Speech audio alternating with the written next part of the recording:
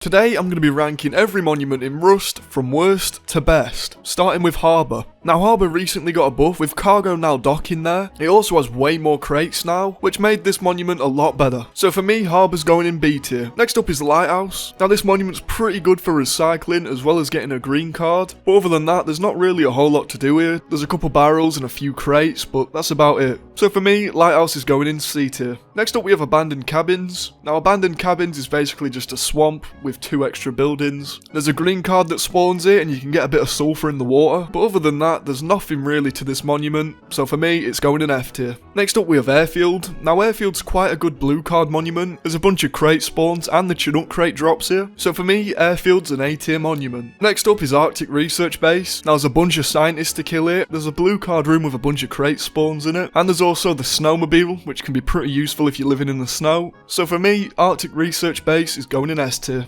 Next up we have the Ranches. Now these monuments are pretty empty. There's only really 2 things to do here. You can buy a horse, or you can do some missions, and that's really about it. So for me, Ranch is going in F tier. Next up we have Abandoned Military Base. Now this monument's procedurally generated, so it's different on every map. There is scientists to kill here for some loot, and there's the MLRS which you can use to raid. But there's no recycler here, there's no card room, there's just not that much here. So for me, Abandoned Military Base is going in C tier. Next up we have Underwater Labs. Again, this monument's procedurally generated, so it's different on every map. Sometimes it's really big and there's loads of loot. Other times it's really small and there's nothing here. So I'm going to put it in B tier. Next up is Large Oil Rig. There's a bunch of scientists here you can kill for loot. There's a green, blue and red card room with loads of crates inside.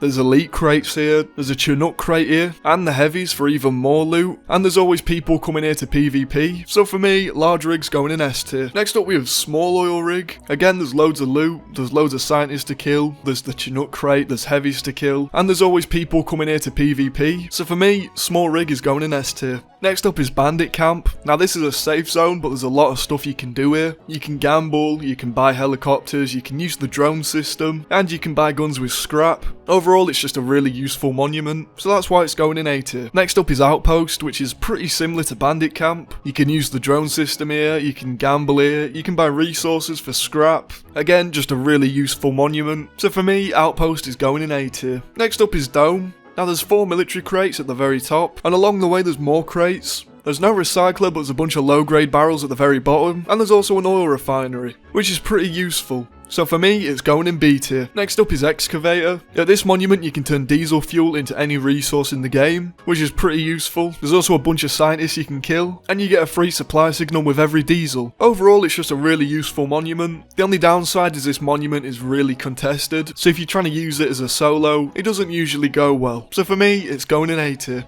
Next up we have Ferry Terminal. This is one of the newer monuments in Rust. There's actually a lot of crates here. There's a car lift that you can use. Overall, just a very useful monument. So for me, it's going in B tier. Next up we have Fishing Village. This is another safe zone. Now this monument's pretty useful. It's got the pump quest, which is really easy to do. This is also where you can buy scuba gear, and it's where you can turn in fish for a lot of scrap. Overall, a really useful monument. So for me, Fishing Village is a B tier monument. Next up we have Junkyard. There's a couple of crates here, a recycler and a green card spawn. You can also use the crane to pick up cars and turn them into scrap. So for me, I'm putting it in C tier. Next up we have Gas Station. This is a pretty basic monument. There's some food here, and there's a recycler and a green card spawn. And that's about it. So for me, it's going in C tier. Next up we have Supermarket, which is pretty much the same thing as Gas Station, so it's also going in C tier. Next up we have all the quarries. This is all the quarries put into one. Now the quarries are pretty much just a worse version of the Excavator, but they are less contested, so I'm putting them in B tier. Next up we have Mining Outpost. This is pretty similar to Gas Station and Supermarket, but there's no green card and there's no food. So for me, Mining Outpost is going in F tier. Next up is Launch Site. It's got a red card room with elite crates on the roof. There's loads of normal crate spawns just scattered around. There's also a secret parkour loot room for even more crates. And on top of all that, this is where Bradley spawns, which can give you some of the best loot in the game.